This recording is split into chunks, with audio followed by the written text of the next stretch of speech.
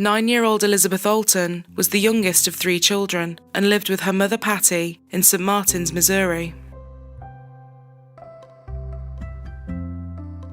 A small rural town of just over 1,000 people. Elizabeth loved all things theatre and performing and had just been cast in the school play, which she was throwing herself into wholeheartedly. She was running through her lines every day with anyone that would read the other parts with her, practicing her songs and asking her siblings to act alongside her. She would find any excuse to dress up and sing along to Hannah Montana and Taylor Swift. Everyone said she was a very sweet, innocent and kind-hearted girl, always so friendly and caring and looking out for everyone she knew. She and her mother Patty were especially close, loving to bake together and play puzzles and games. October 21st, 2009 was a typical Wednesday. Everybody was back from school and the dinner was being cooked. One of Elizabeth's friends, Emma, knocked on Patty's door and asked if Elizabeth could go out and play with her. Patty at first said no because it was a school night and the family meal was almost ready. But after her daughter heard Emma at the door, both girls were relentless in trying to go out together, jumping up and down and begging for Patty to let them go. Emma lived just 4 houses away, and the pair and their other siblings were at each other's homes a lot. Patty told Elizabeth she had 1 hour and no more, and she wanted her home by 6. 6:15 p.m. Elizabeth was still not home, and it was 15 minutes past the agreed time, which for a child as conscientious as Elizabeth was a reason to be concerned. The sun was setting, and Patty said there was no way her daughter would still be out voluntarily, as she was terrified of the dark. Patty called her phone, but it went straight to voicemail. She then rang Emma's grandmother Karen, whom Emma and her siblings lived with. To her horror, Karen said she hadn't seen Elizabeth either, and she had no idea that Emma had even knocked at her door that afternoon. Patty hung up straight away and called the police. By 6:30, officers were at Patty's house and combing through the area. The street the family lived on was very close to about 60 acres of woodland, and this was a huge yet overwhelming focus for the search teams. The police headed over to Emma's house, but they all maintained she hadn't been there. Karen and Gary, Emma's grandparents, were so upset they had no idea this had all happened, but they simply couldn't give any information that would help. All they could do was join in the search. Despite the fact their houses were connected by the street, which would have only taken a few minutes to walk, Emma said they had been walking through and around the woods and had been darting in and out of the neighbouring lawns and backyards. She said an hour later, the incredibly diligent Elizabeth set off home as instructed. Emma said she watched her walk off, and that was the last time she had seen her. Officers said they still couldn't see any evidence that pointed towards foul play or anything untoward, suggesting maybe she had become lost in the woods, to which Patty replied, "She's 9 years old. She wouldn't just walk off by herself." Soon, almost a third of the whole town was out and looking. But the search party eventually had to slow down and stop for the night because of how dark it was. As soon as the sun rose, they were out in force again. A few hours later, with the concern continuing to mount, the FBI was called in to help, and they moved quickly. This is KOMU 8 News at 6. Truly is a family's worst nightmare. In this case, 9-year-old Elizabeth Olten from Cole County has been missing since yesterday evening. Good evening, I'm Angie Bailey. And I'm Ryan Takeo in for Jim. Cole County authorities and volunteers have been searching for Elizabeth all day. KOMU 8's Brooke Hash is at the scene. Brooke, is there anything new? Ryan, I can tell you that the number of volunteers and law enforcement across the state have tripled since last night to more than 300 people.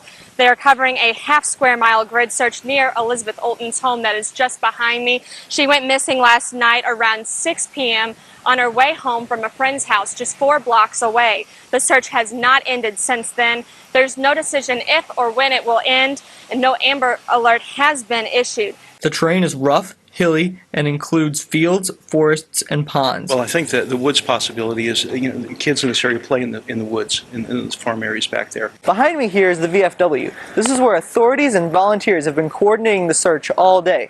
Now they're actually asking for no new volunteers. The outpour from the community has been outstanding. They just can't handle any more volunteers. Elizabeth reportedly had a cell phone on her when she disappeared. Officials hope they will be able to trace her location and are investigating her call history. Michael Amantea, KOMU 8 News, Cole County. Now, if you have any information, of course, contact the Cole County Sheriff's Department. The number is 573-634-9160. Registered sex offenders in the area were all interviewed. Each car coming in and out was stopped and searched. Dive teams and helicopters were deployed, and sniffer dogs were brought in too.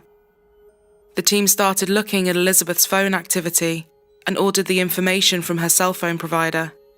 The data arrived quickly and showed that her phone was still on and was actually pinging near her home and in the woods. It was now 24 hours later, a painfully long amount of time when dealing with a missing child. There were no items of clothing found, no dropped phone, no clues at all. Unfortunately, when they were searching the location that linked to her phone battery suddenly went dead and the pings stopped. The forest was dense, dark, damp, and cold, and there was a huge amount of ground to cover. The more time that was passing, the less likely it was seeming that they were going to have a positive outcome in the search for Elizabeth. The sheriff says the search is focusing on a section of woods which police have narrowed by triangulating Elizabeth's cell phone location. However, the battery has now died. Also, the search is being hampered by an uneven terrain, high brush, and soaking weather. I just want my little sister at home safely. Right now, she's listed as an endangered missing person. Elizabeth's phone records also came back, and they were able to look at her last contacts and messages. As well as her mother Patty and several others that could be easily accounted for, she had received a call that afternoon from someone called Alyssa. 6-year-old Emma then asked to talk to the police again. She now had a new story, but seemed scared to tell the detectives. She said that her half-sister had been the one to get her to knock on Elizabeth's door that afternoon. Her half-sister was 15-year-old Alyssa Bustamante. Emma said that when the two were outside playing together, Alyssa came and joined them and encouraged Emma to leave them alone. But Elizabeth said she had to head home and started walking off. This timed perfectly with the call that came from Alyssa. Emma walked back to her house and stayed outside playing alone, leaving Elizabeth and Alyssa out together. A while later, Emma, who was now back in her garden, fell over and caught herself on some thorns. She called out for help. Alyssa heard her from her bedroom and came outside. Emma said as she was helping her, she noticed something that looked like blood on Alyssa's clothes. Detectives asked Alyssa a few routine questions, and despite the fact she seemed open and forthcoming, something about what Emma had told them wasn't sitting right. If what Emma was saying was true, it meant that she hadn't been the last person to see Elizabeth that day. As far as they now knew, it was actually 15-year-old Alyssa Bustamante.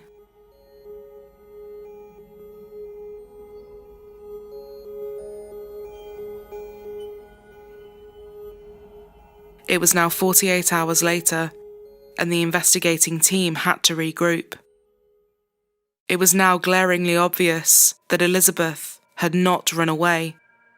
She had either been led somewhere or forced somewhere, and officers started looking closer to home.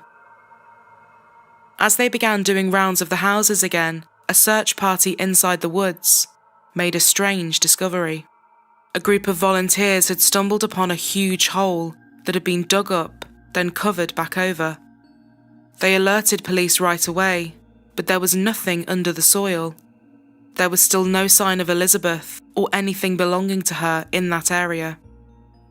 When detectives had been at the Bustamante house talking to Emma and Alyssa, they had noticed several holes in the garden that looked similar in size and shape to this one. Given this, a warrant was issued to properly and intensely search the home. Although Elizabeth definitely hadn't been there that day, she would often go over and play, so they needed to take a good look around. Everything seemed normal and in order, until they entered Alyssa's room. It painted a very troubling and chilling picture. Everything was everywhere, and there was writing all over the walls, some parts in blood. There was also a drawing of an outline of a person, with the name Emma next to it, her 6-year-old sister. Cards from her father, who was in prison, were scattered around the room, and, buried under everything, detectives found Alyssa's diary. One entry read, "If I don't talk about it, I bottle it up, and when I explode, someone's going to die." They also noticed a paragraph that was scribbled over in blue pen. Fortunately, investigators were able to uncover some of the original writing by shining a light on the back of the paper. 2 words stood out: slit and throat.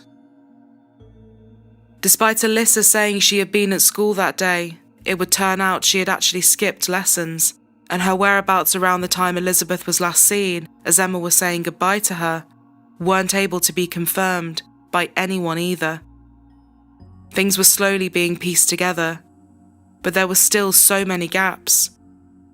Alyssa's diary was seized by the FBI and handed over to Sergeant David Rice, who was now preparing to interview the teen.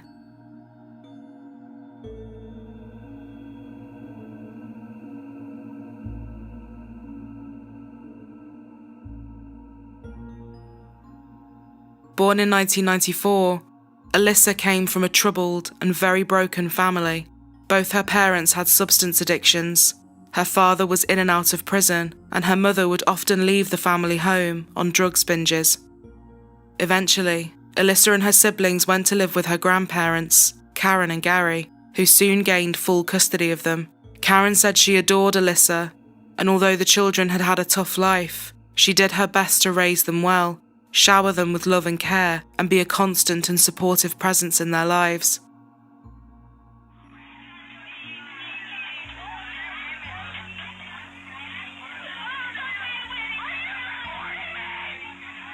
As she entered her teenage years, Alyssa started self-harming and expressing suicidal feelings. She was admitted into a psychiatric hospital after she overdosed and began to cut words into her arms. Doctors that assessed her described her as violent and angry. She was diagnosed with severe depression and prescribed antidepressants. When she was released, things only began to get worse and more concerning. On her various social media platforms, she changed her list of hobbies to killing people and cutting. She often told friends and her boyfriend she wanted to know what it was like to kill someone and had a dream of burning down a house with a family inside. Her Twitter feed talked about a hatred of authority and people telling her what to do. One of her posts read, "Bad decisions make great stories." She also posted a video to her YouTube channel called "Idiots Getting Electrocuted by Electric Fence." The video showed her trying to get her 2 brothers to touch a fence that she knew would electrocute them. A disturbing pattern of behaviour was clear to see, and the more the FBI looked into her background, the more they found pointed towards her being a dangerous individual that wanted to inflict pain on people in the worst ways imaginable. After going through her diary some more, Sergeant Rice asked Alyssa to come in for a formal interview alongside her grandmother and a juvenile officer. He said as the interview progressed, his tactic was to ask a question and sit in silence for as long as possible, sometimes for up to a minute at a time. He said as uncomfortable as it was, he knew the team would break eventually if there was something to say, which he was certain there was. He needed to know what had happened to Elizabeth that day, and he wasn't going to stop until he got to the truth. Alyssa started off by recounting her day. She said she had come back from school at around 3:30 and then had gone for a walk in the forest at around 4:30, 5 p.m. They now knew she was never at school that day, so she was already trapping herself in lies. She said she was supposed to take Emma on a walk with her, but ditched her as she was annoying, and instead went walking alone. She claims she had come back about an hour later and was up in her room when she heard Emma shouting for help from outside. Sergeant Rice got her to retrace her steps with a map he had printed out. Did you want to draw this for you? I have a map. Oh. Well, isn't Now that the thing about this map, I Okay. don't think it has where your actually house is. So the way I understand It's the about new right house here. would be right back here. Is that Yes, around right? there. Okay, let's say the new house is ballpark here. I'm not exactly sure how far back it goes. It's past all the clearings, and then when it starts to get to a smaller trail. So how long, when you got home about 3:30, how long were you at home messing around before you went on your walk, do you think? I was home at least an hour and a Okay, half. so about 4:30 or 5 you went. Right. Well, there's I believe that this little line here is the trail or something. But Did you go out all this way over Yes. here? And then There's- where'd you go from here? I just kept following the. Where does it path. go from here? Show me. I mean, show me what, does it loop back around then? No, it doesn't loop. It goes this way, I think. Okay, and then what'd you do? And then there was a pasture. I just hung out at the creek. And then what'd you do? I came back. Then you walk back? Yes. And then what'd you do? I went home. It takes about. How long were you on your walk? Walk? It's about 15 or 20 minutes. Okay, so you were gone about an hour. Alyssa said after this, everybody went to church and got home at around 8 p.m. Rice then changed the line of questioning and moved on to the holes around her garden and around the woods. Alyssa calmly admitted to having dug them herself, but said it was because she liked digging holes and sometimes buried dead animals in them. Well, there's been, there were some folks out there out in the forest, I guess, digging some holes or looking at some holes. Mm-hmm. And I guess they had said that you like to go out there and dig holes. So, I'm going to have to ask you some stuff about yourself. Tell me about these holes you dig. Well, You dig them a certain way? Just wherever they're at? I mean, do you dig at a certain spot or what? Well, and you can understand why, as if people were out in the woods looking for a person, if they were lost, or God forbid, looking for, if they thought it was God forbid, a body. Have you dug a hole like this before then, or is this the first time? It's not completely like this, but it's kind of like that. Okay, so big this enough for a shoebox. Okay, but this is the first time of that size. Yes.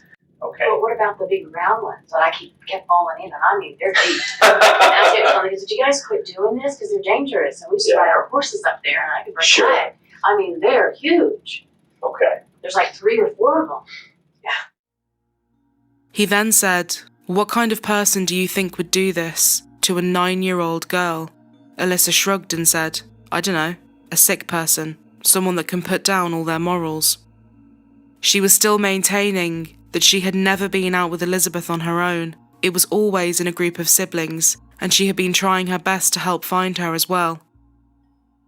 What do you know about this whole investigation or mess? She's still missing. They're out looking for her. They don't want more volunteers. This is really big. They've had helicopters searching as well. And I don't know, that's pretty much what I know. I really don't think she would run away because she's 9. I think that maybe someone kidnapped her or something. It's a terrible thing. I don't know what else to assume. Is there anybody in that area you can think of that would, that comes to mind that you would think of that would do that? Is there anybody that, knowing your neighbors, that you would? No. After this, he started asking questions about Elizabeth's phone, explaining that the data did not lie, and it was indicating that her phone was somewhere behind Alyssa's house, which he showed her on a map. He then moved on to Alyssa's house and her bedroom.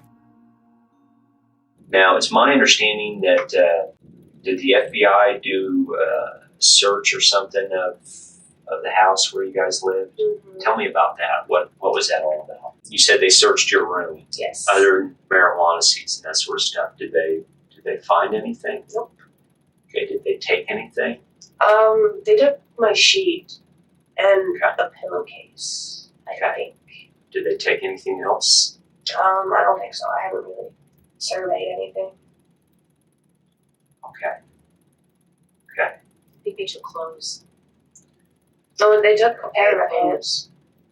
Okay. and a diary. I mean, they gave us the list. It's not all coming to me what was on the list, but there's a long list. Your diary. Okay. You ever gone through the diary? I've looked at some of it, yes. Okay. Did you know that? No, Does it make you angry? a little. Yeah. It's kind of your private, personal thoughts, isn't it? When Rice confronted her about the entries, including the one that had been scribbled over, the interview would take a drastic turn. We talked a little bit earlier about technology. Mm-hmm. Even if you write something down and then you take a pen and try real hard to scratch it out, Mm-hmm. that doesn't make it go away. Okay. It's still there.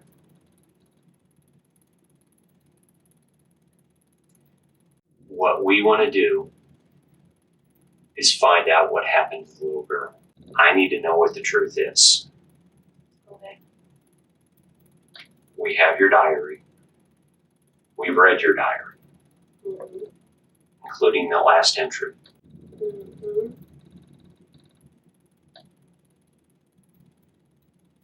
Where's she at? I don't know. You need to tell us the truth. You need to tell us what happened. If this was an accident, that's fine. We can deal with that. This family needs closure. Mm-hmm. Okay?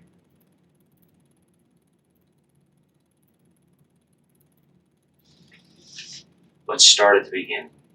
Is this something that was planned out, or was this just an accident?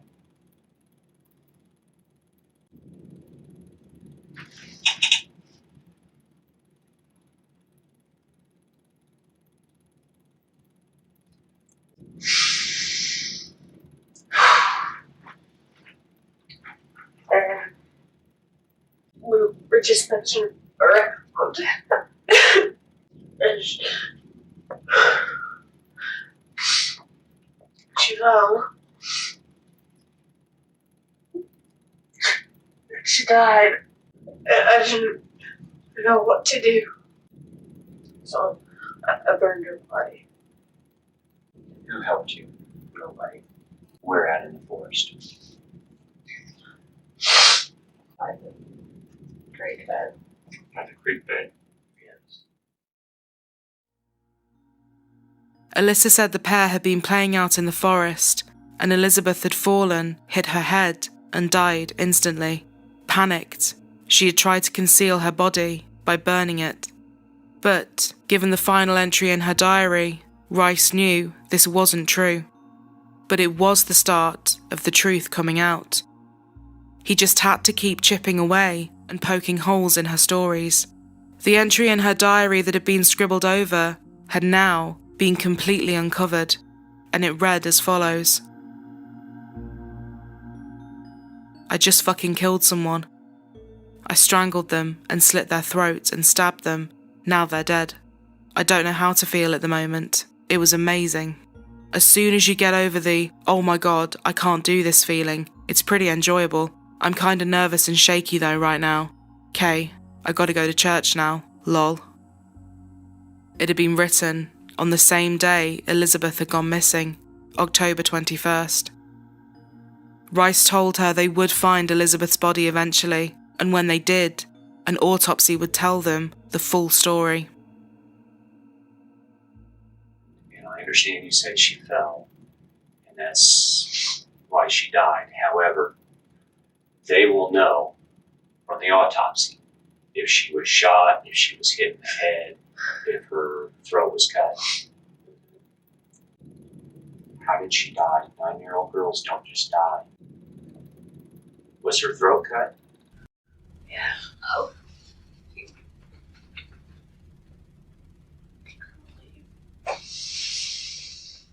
Grandma? Oh my God.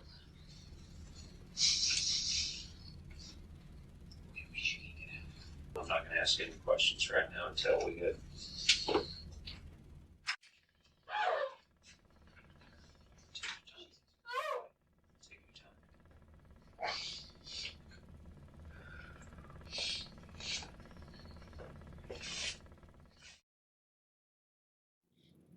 And is it true you said then you burned her body?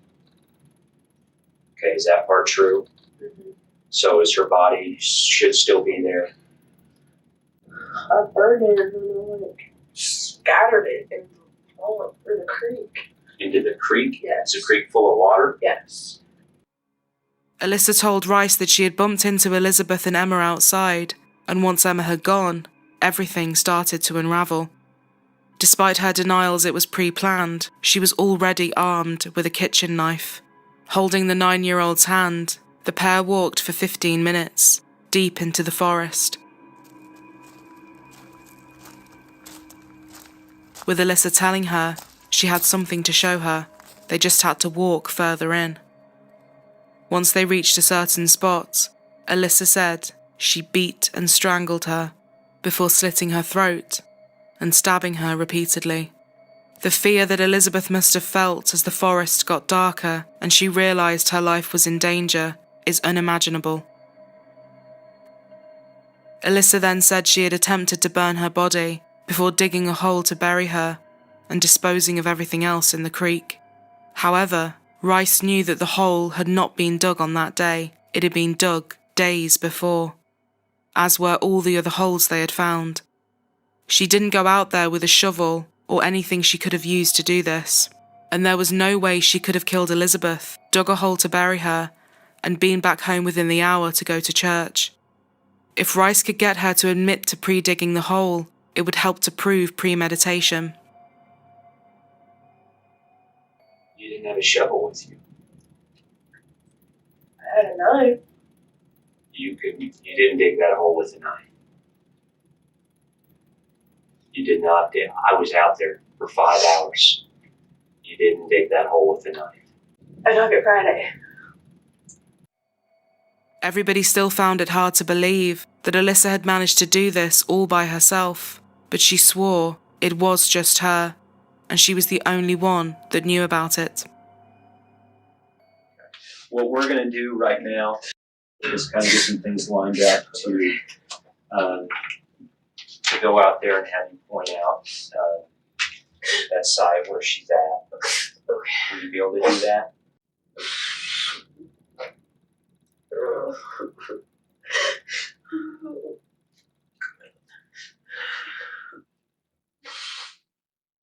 Alyssa Bustamante agreed to take Rice to her remains, and with this, just 15 minutes from her home, the search for Elizabeth Olten came to a devastating end.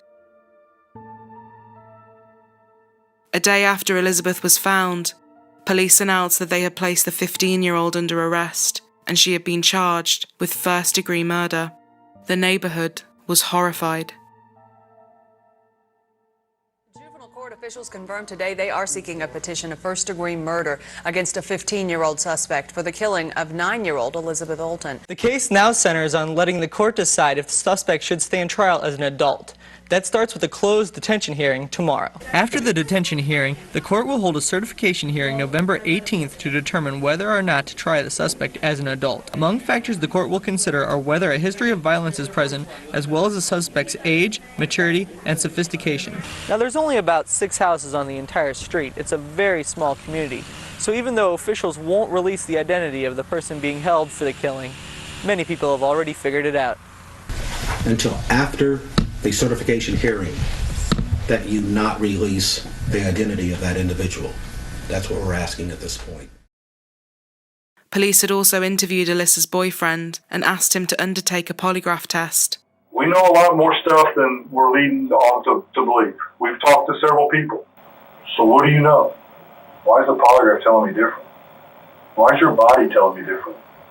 Yourself, have you ever, do you know what it feels like to kill somebody? What'd you say? No. Although they suspected he likely knew something had happened, they determined he didn't have anything to do with the murder of Elizabeth, and he was never implicated in anything. Other than the fact she had just wanted to know what it was like to kill someone, given her diary entry, there was no other explanation.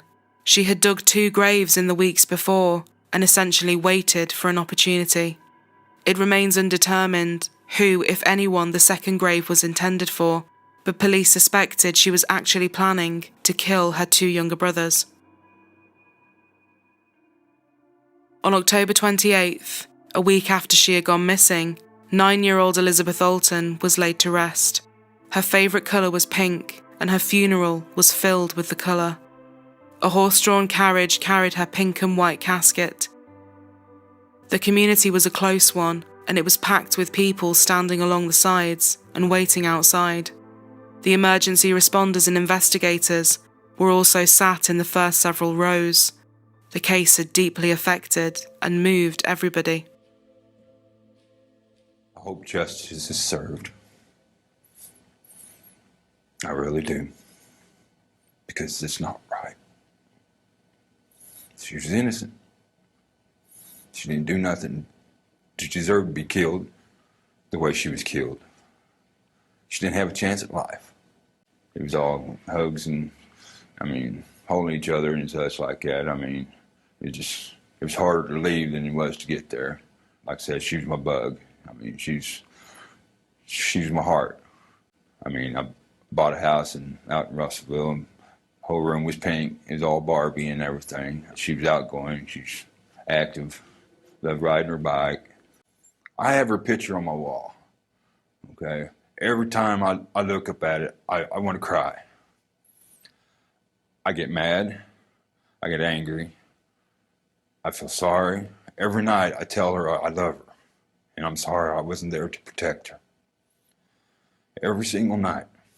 Okay. I just wish that it never happened. People who don't know you may see you on camera and think, you know what, he's behind bars. Why should I feel sorry for this guy? Don't feel sorry for me. Feel sorry for my daughter. Okay. Feel sorry for her siblings. Okay. Feel sorry for the world because they're missing out on a beautiful child. I have my guilt. Okay. I've done wrong. Okay. I wouldn't be here otherwise. I should have been out there protecting my daughter. I should be out there every day protecting my family. If I could, I'd go back and do that.